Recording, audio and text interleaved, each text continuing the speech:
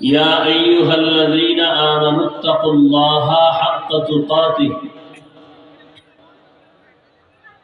আল্লাহ বলেন, হে মুমিনেরা, তোমরা আল্লাহকে ভয় করো, ভয় করার মতো হক আদায় করে।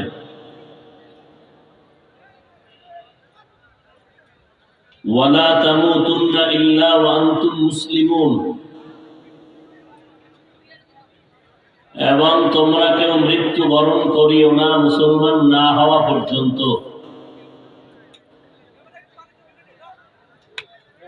নবীজি বলেন, আলা কুল্লুকুম রাঈন ওয়া কুল্লুকুম মাসউলুন আন রাইয়াতিহি, সাবধান হে উম্মতেরা,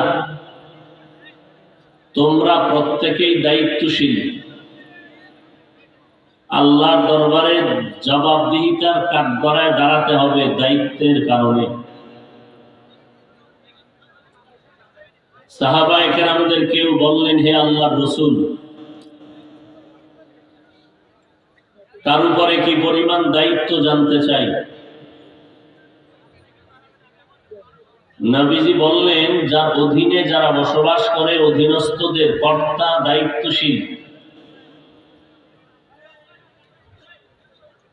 যেমন সন্তান পিতামাতার অধীনে, মা বাপ সন্তানের দায়িত্বশীল। স্ত্রী স্বামীর অধীনে স্বামী স্ত্রীর দায়িত্বশীল।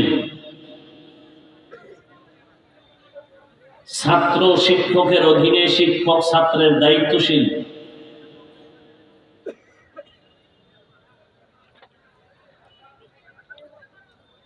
মসজিদের মুসল্লি ইমাম সাহেবের, খতিব সাহেবদের অধীনে ইমাম খতিব এলাকার দায়িত্বশীল।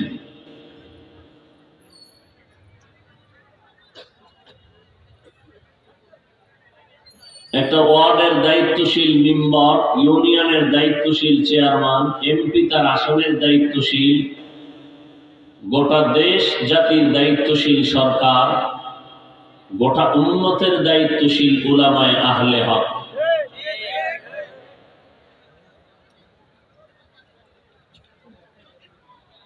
আরেকজন সাহাবী দাঁড়ালেন,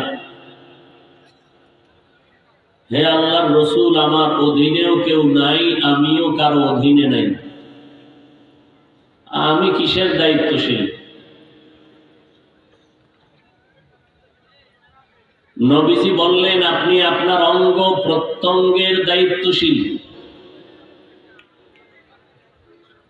ওয়ালি জাসাদিকা আলাইকা হাক্কা ওয়ালি নাফসিকা আলাইকা হাক্কা,